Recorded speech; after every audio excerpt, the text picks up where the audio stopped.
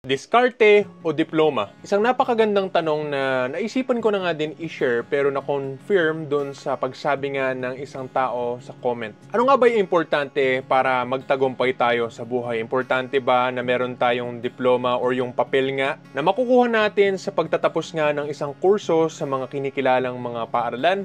O di kaya ang diskarte lang na alamin lang natin talaga kung ano ang mga pamamaraan para sa sarili natin sa iba-ibang mga bagay na kahit na wala tayong formal na education talaga na may papel. Ang masasabi ko dyan mga kapatid ay depende rin sa kung ano yung kursunada mo talaga sa buhay. So halimbawa kapag meron kang mga gagawin na talagang may kaugnay na papel dapat katulad ng pagiging doktor or abogado para makilala ka talaga doon sa larangan na yon, ay gawin mo yan, yung pag-aaral niya yan hanggang matapos ka, tapos maging ganun ka sa kung ano man yung kinikilala doon sa official position na yan. Pero kung hindi naman ganyan ang landas mo, so halimbawa ay gagawa ka ng sarili mong negosyo or ng kabuhayan, halimbawa meron kang social media or online business na gagawin, hindi mo kailangan magkaroon ng diploma. Ako ay nagtapos sa Ateneo de Manila University ng AB Social Sciences at ako yung top nung mismong class na yun dun sa mga social science students. Nagtapos ako bilang honorable mention. So, hindi naman sobrang baba ng grades ko, hindi rin sobrang taas. Kumbaga may konting honorable mention lang. Pero alam nyo mga kapatid, yung ginawa ko sa school at yung mga natutunan ko doon ay hindi ko naman na-apply dito sa aking ginagawa sa ngayon na kabuhayan.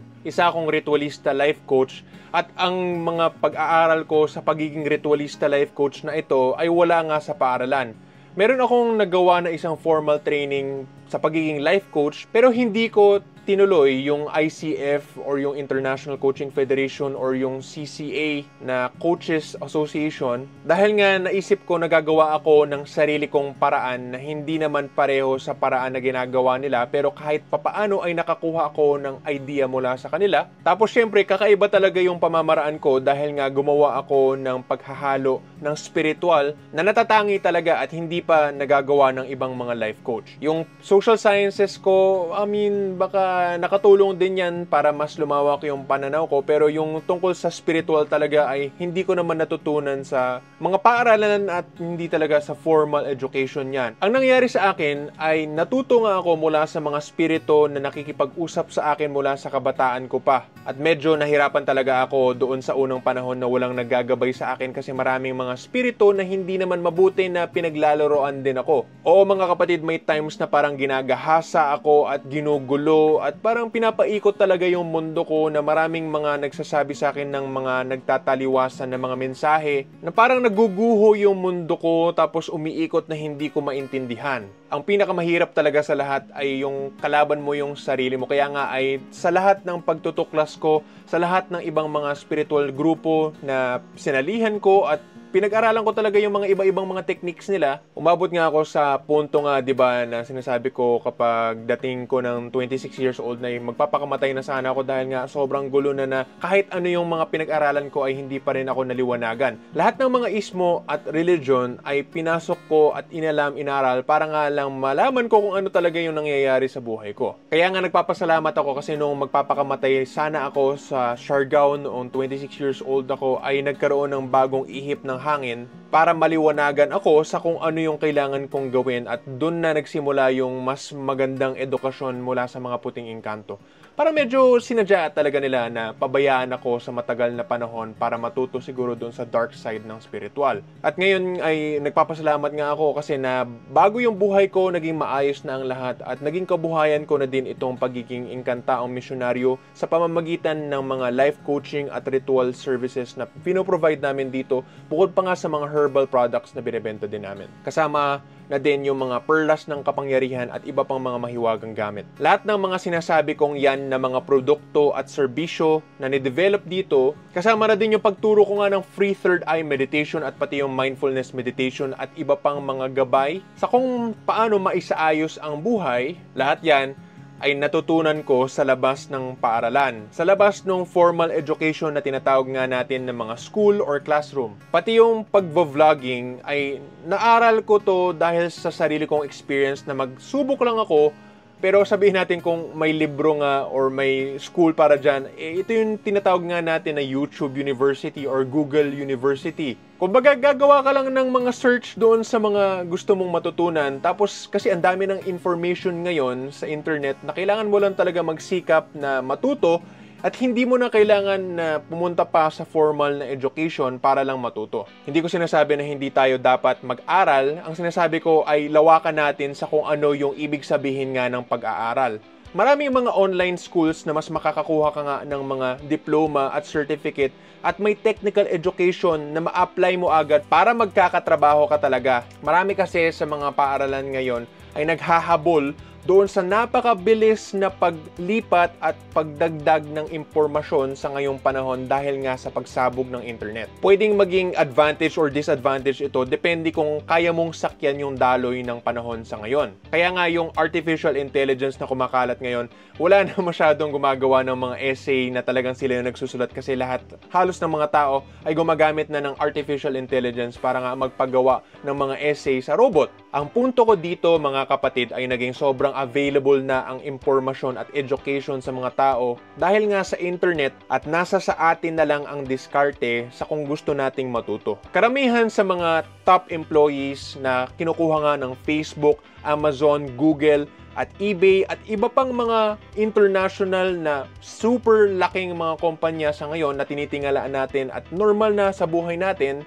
yung mga tech companies, ika nga, hindi sila tumatanggap ng mga empleyado sa basehan na meron silang tinapos na college. At yung mga founders nga nila, diba, yung mismong tayo or nagtukod ng mga kumpanya ay hindi naman nag-graduate sa college, di ba? Maraming ganyan na yumaman at matalino sila hindi dahil sa inaral nilang papel sa universidad, pero naging matalino sila dahil sa sarili nilang pag-aaral sa kung ano yung kailangan nilang gawin sa buhay nila. Wala nang pake yung mga sobrang laking kumpanya na yan sa kung paano mo natutunan kung ano yung alam mo, basta alam mo gawin yung kailangan nilang pagawa sa'yo. Wala na silang pake kung saan ka nakaalam kung paano mag-coding or mag-editing or gumawa nga ng isang app at lahat ng ginagawa sa isang malaking software company. Importante lang, magawa mo yung trabaho. Sana nagigets nyo yung sinasabi ko dito ha. Yung tungkol sa diskarte natin, huwag kayong mabulag doon sa papel. Importante ay meron tayong skills. Yung mga skill na yon, yun yung magbibigay sa atin ng papel or pera. Dahil meron tayong nagiging konkretong ambag or value, meron tayong nasosolusyonan na problema para sa mga tao. Mas importante kaysa doon sa may papel na diploma ay meron kang diskarte na totoo na may halaga yung hawak mong papel na yan, na kaya mong gawin, kaya mong i-apply yung knowledge sa totoong buhay. So, halimbawa, nag-graduate ka sa IT or information technology pero hindi ka pala marunong mag-configure ng network. Hindi ka nga marunong gumawa ng mga basic cable crimping or mag-terminate ng fiber optics. Hindi mo alam kung paano yung pag-route ng mga IP address at DHCP clients. At hindi mo alam kung paano i-set up nga yung basic na PPPoE para nga gumana yung piso Wi-Fi. Walang kwenta yung papel na yan na sasabihin mong IT ka kung hindi mo naman magagawa or magagamit sa totoong buhay mo. So, ang sinasabi ko lang dito sa inyo mga kapatid, ay kahit ano yung pag-aaralan natin para nga makakuha tayo ng papel, mas importante is meron tayong magagawa na practical na skill. Ipon ka lang ng ipon ng mga skills kasi yan naman talaga yung diskarte para maging mahalaga ka sa workplace or sa marketplace pala, sa merkado, kasi yung skills mo na yan ang binebenta mo para matulungan yung mga ibang tao sa kung ano man ang problema nila. So pag-isipan mo, yung mga diskarte mo, nakakatulong ka ba talaga na makasolusyon sa mga problema na nandito sa mundo? Or wala lang talagang laman yung papel na hawak-hawak mo? Kasi maraming tao sa ngayong panahon ay nag-graduate naman sila sa iba-ibang mga universidad. At ang ilan sa mga university talaga nito ay yung mga matataas at kilala, pero wala naman silang trabaho at wala din silang nagagawa masyadong ambag sa lipunan. Huwag tayong mabulag na ang paaralan or pag-aaral natin ay dapat nasa loob tayo ng 4 na pader ng isang school. Palawakin natin yung isip natin na yung buhay sa lahat ng pag-iipon-ipon ng ating mga praktikal na karanasan sa araw-araw tungkol sa iba-ibang bagay na mapapakinabangan natin, yan ang totoong pag-aaral or edukasyon natin. Katulad lang din sa akin, yung lahat ng ginagawa kong ito na nagvo-vlog ako tapos nagtuturo sa mga tao at yung spiritual na pagbukas ng mga third eye, pagtuturo at pagritual, lahat ng mga ito, pati yung mga kaugnay na mga tips na binabahagi ko tungkol sa mga negosyo, hindi ko natutunan ito sa loob ng paaralan. Kaya nga inisip ko minsan, bakit pa tayo nag-aral sa mga paaralan na hindi naman natin napapakinabangan kung ano yung mga sinasabi nila? Di ba hindi na natin natatandaan kung ano man yung mga sinabi sa atin doon sa mga school?